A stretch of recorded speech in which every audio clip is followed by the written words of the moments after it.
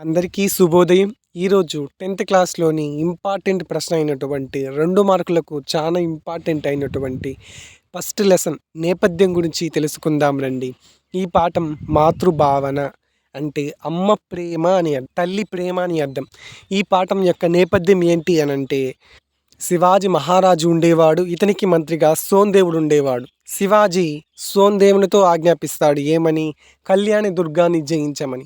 అదేవిధంగా శివాజీ ఆజ్ఞ ప్రకారము సోందేవుడు కళ్యాణి దుర్గం మీద దండయాత్ర చేస్తాడు. అలా దండయాత్ర చేసి కళ్యాణి దుర్గాన్ని జయిస్తారు.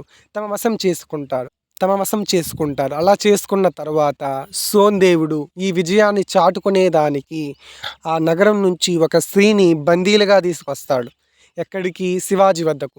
దీన్ని విన్నటువంటి శివాజీ పరస్త్రీలు కన్నతల్లితో సమానంబు అని చెప్పి ప్రతి ఒక్క యవనకాంత స్త్రీలను కన్నతల్లిలుగా భావించాలని చెప్పి ఆ స్త్రీని మరలా బిజాపురానికి అంటే ఆ స్త్రీ నివసించేటటువంటి కళ్యాణి దుర్గానికే పంపించిన మహోన్నత వ్యక్తి శివాజీ.